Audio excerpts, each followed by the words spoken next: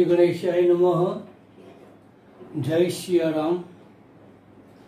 तो आज हम जन्म कुंडली में लक्ष्मी प्राप्ति के योग, इसके बारे में चर्चा कर रहे हैं। तो शुरुआत करते हैं धनेश और लाभेश के संबंध। किसी भी कुंडली, किसी भी लग्न की कुंडली हो, ये तुला राशि की कुंडली बनाई है, मगर ये किसी भी लग्न की हो, मगर कुंडली का दूसरा स्थान जो धन स्थान कहा जाता है और 11वां स्थान इसे लाभ स्थान कहा जाता है। धन स्थान का स्वामी धनेश, लाभ स्थान का स्वामी लाभेश। ये दोनों का संबंध जितना नजदीक, इतनी फल की प्राप्ति ज्यादा हो सकती है। तो इस कुंडली में हम देखते हैं धन स्थान का स्वामी है मंगल और लाभ स्थान का स्वामी है सूर्य। तो मंगल और सूर्य अगर युति बनाते हैं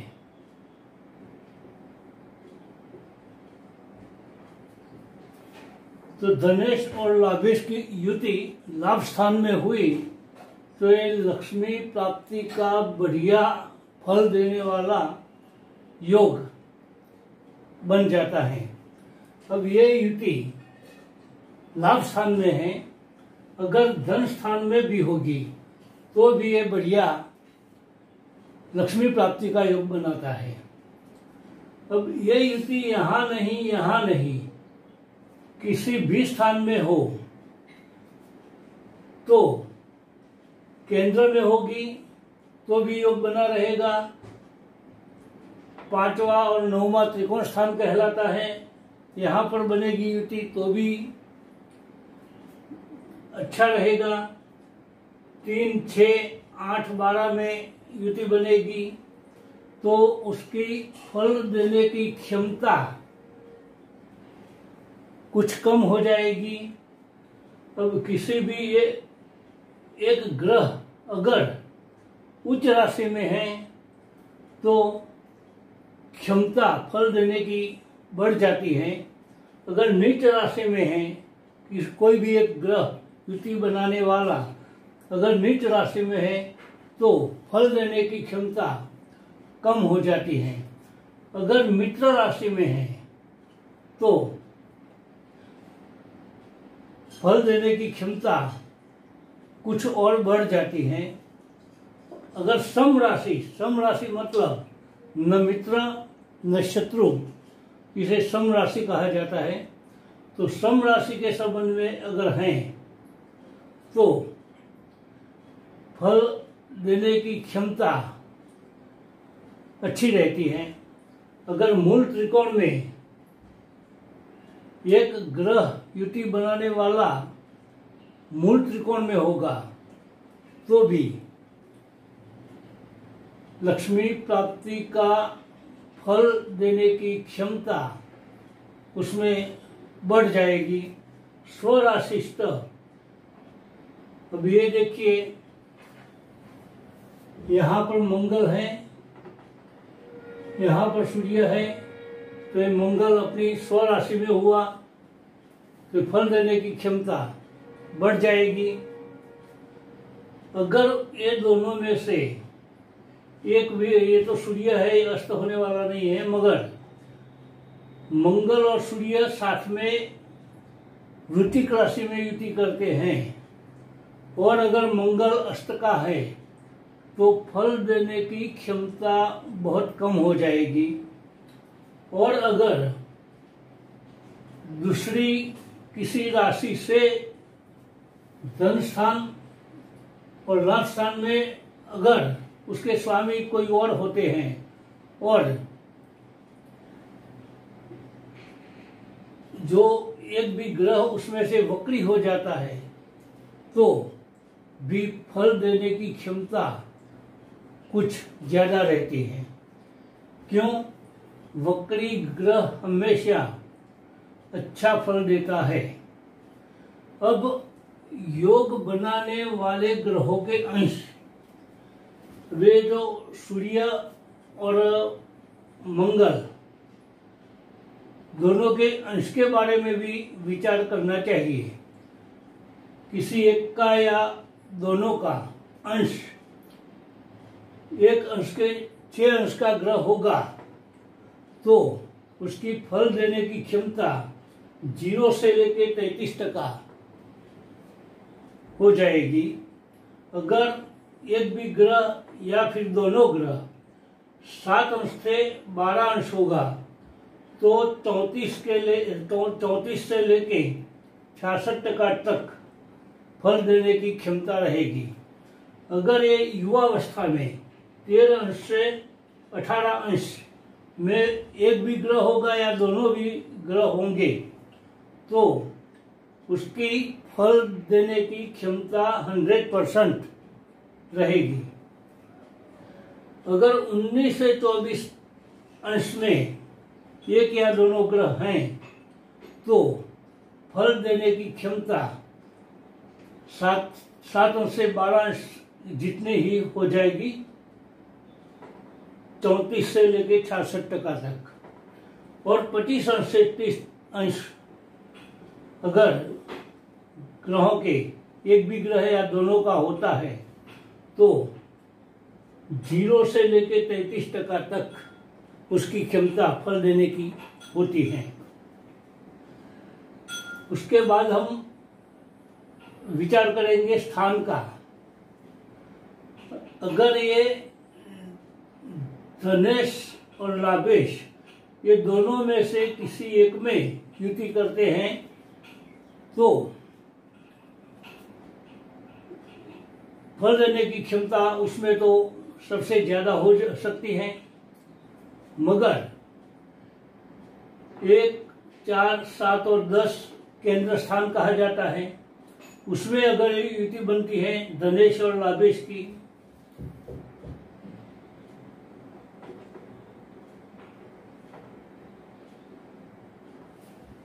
तो ये मंगल धनेश हुआ, सूर्य लाभेश हुआ, युति केंद्र स्थान में 1, 4, 7, 10 में चौथे स्थान में युति बन रही है, उसमें भी मंगल अपनी उच्च राशि में है तो ये भी ज्यादा फल देने वाली युति कही जाएगी। अगर ये त्रिकोण स्थान में अगर युति बनाते हैं तो भी वो अच्छा फल देने वाली होगी।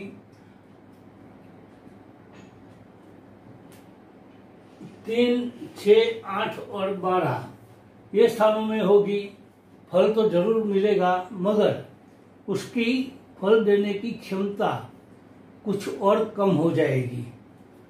और अगर ये मारक स्थान है दोनों 7वां और ये, मगर ये मारक स्थान ये धनेश और लाभेश की युति यहाँ बनती है तो मारक स्थान का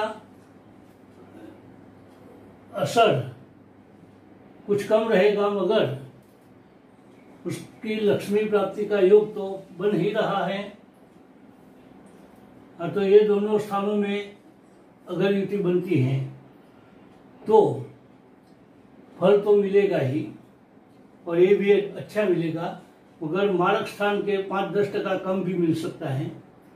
अब देखते हैं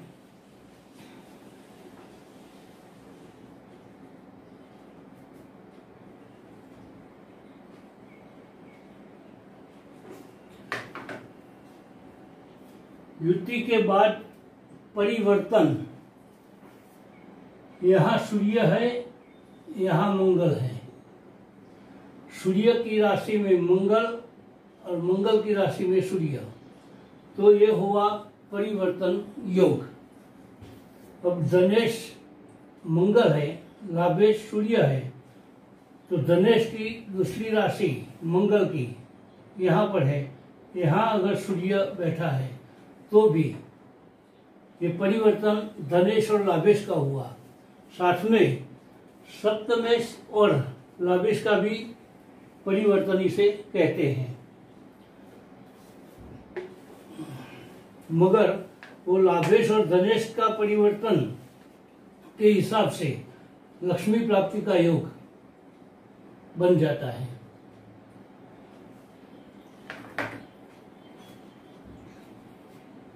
अब देखते हैं युति प्रतियुति, और अब देखते हैं दृष्टि। तो अगर यहां सूर्य बैठा है और यहां मंगल बैठा है,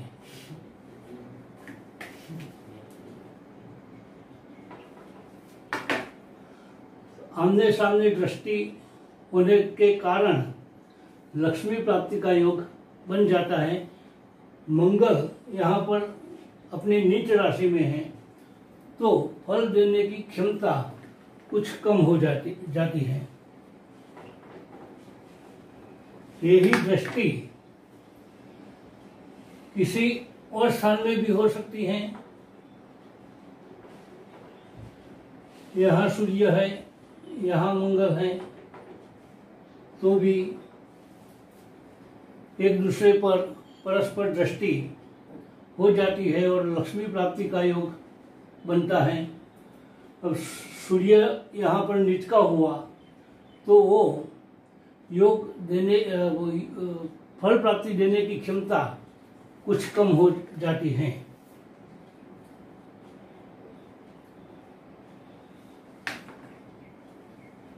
ऐसे दृष्टि आमने सामने कहीं से भी बन सकती है, और ये अब पहले मैंने बताया था, उच्च नीच मित्र शत्रु सम मूल त्रिकोण स्वराशि अस्त वक्री अंश स्थान वो हिसाब से सोचकर उसका फलादेश करना चाहिए। अब देखते हैं चंद्र और मंगल। चंद्र और मंगल साथ में कहीं भी बैठे तो भी लक्ष्मी प्राप्ति का योग बन जाता है। अब चंद्र मंगल यहाँ पर बैठे तो ये मंगल की उच्च राशि है, तो ये लक्ष्मी प्राप्ति का योग बढ़िया बन सकता है। अगर चंद्र मंगल यहाँ पर बैठे हैं तो मंगल नीच राशि में हुआ तो फल देने की क्षमता कम हो जाएगी, मगर लक्ष्मी प्राप्ति का योग तो जरूर बना रहेगा। और ये किसी भी स्थान में ये युति बन सकती है।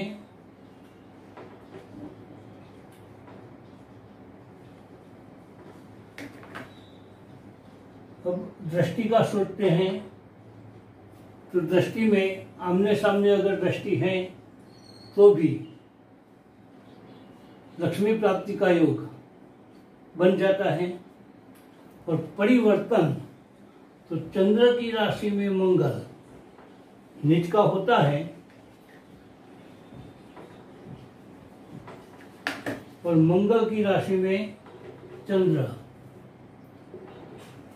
ये परिवर्तन चंद्र मंगल का होता है। वृश्चिक और कर्क राशि में अगर वृश्चिक में चंद्र नीच का होगा, कर्क में मंगल नीच का होगा, परिवर्तन योग बना, और यह परिवर्तन योग लक्ष्मी प्राप्ति तो जरूर करवाएगा। दोनों अपनी नीच राशि में हैं और आमने सामने वो नीच भंग भी करते हैं। चंद्रमा भी नीच भंग होता है, मंगल भी नीच भंग होता है, तो इसे नीच भंग राजयोग भी कहते हैं। और लक्ष्मी प्राप्ति का फल अवश्य मिलेगा। चंद्र मेष राशि में है, मंगल कर्क में है, तो भी लक्ष्मी प्राप्ति का योग बनता है।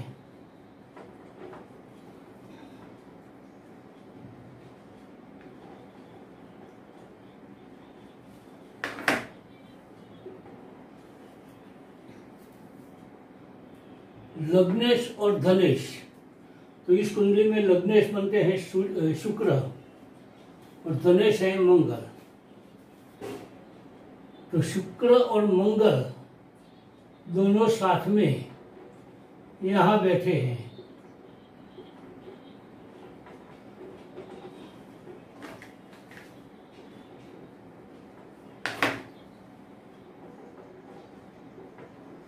शुक्र और मंगल यहाँ पर युति बनाते हैं, लक्ष्मी प्राप्ति का बढ़िया योग बन जाता है। अगर यहाँ भी बनाते हैं तो भी योग बन जाता है। और ये दोनों स्थानों को छोड़कर कहीं भी ये युति बनेगी, लग्नेश और धनेश की कहीं भी युति बनेगी तो भी लक्ष्मी प्राप्ति का योग बना रहेगा।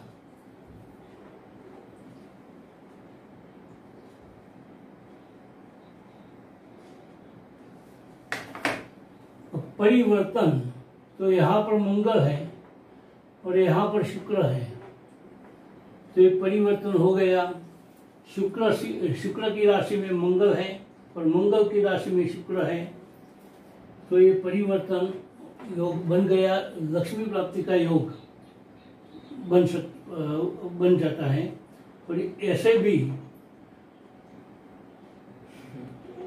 धनेश शुक्र की राशि में और शुक्र मंगल की राशि में, ये भी परिवर्तन योग सप्तमेश के साथ भी हुआ, धनेश के साथ भी हुआ, पर ये लक्ष्मी प्राप्ति का योग बन जाता है।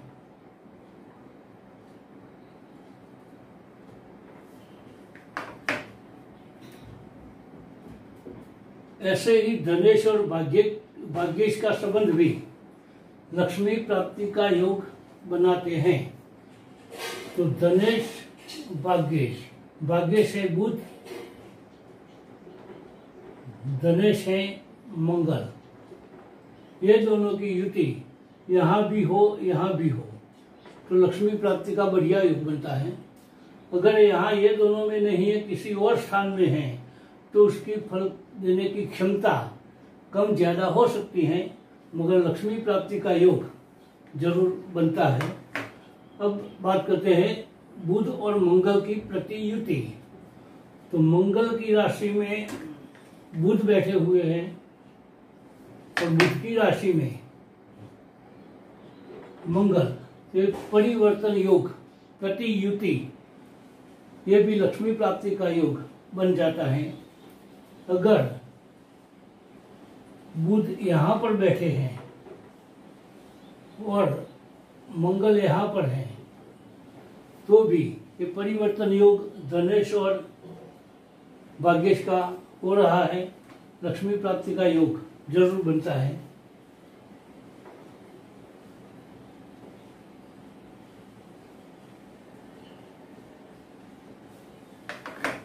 अगर ये दोनों मंगल और बुध कहीं से भी आमने सामने हैं, एक दूसरे पर परस्पर दृष्टि कर रहे हैं, तो भी लक्ष्मी प्राप्ति का योग बन जाता है।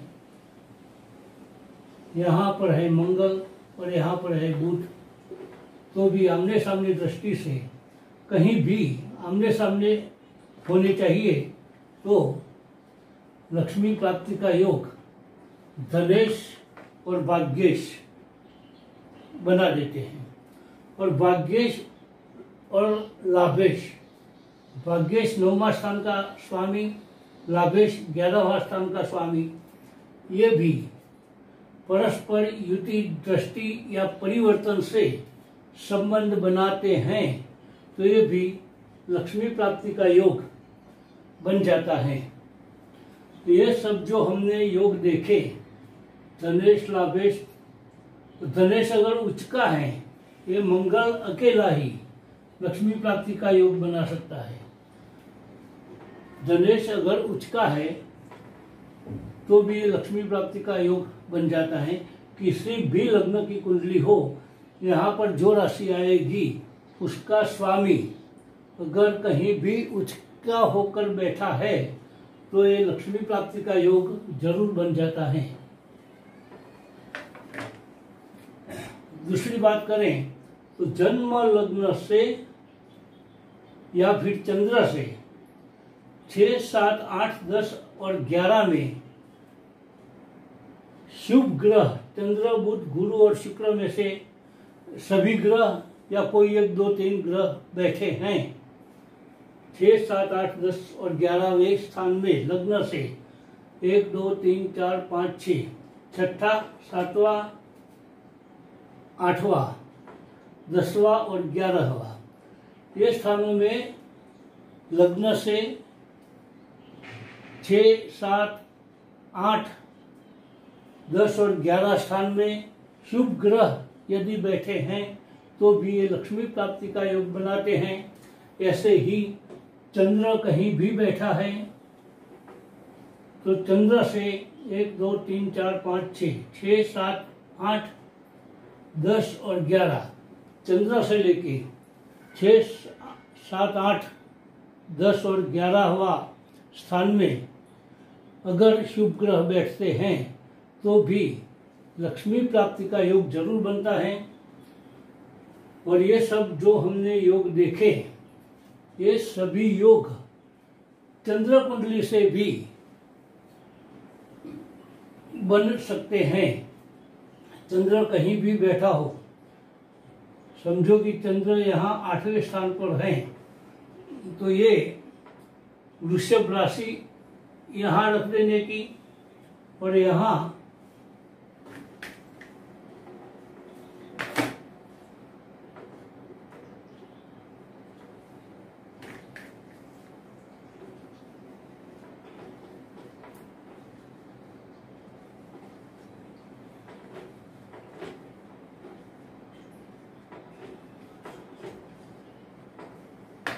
ये चंद्र कुंडली हो गई।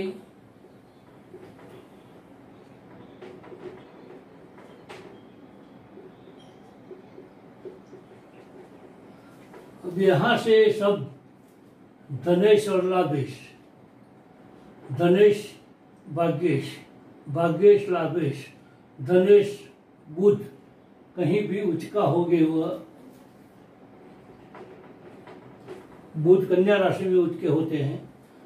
तो ऐसे ही जो जन्म कुंडली से योग बनते हैं लक्ष्मी प्राप्ति के, ऐसे ही चंद्र कुंडली से भी ये सब योग बनते हैं।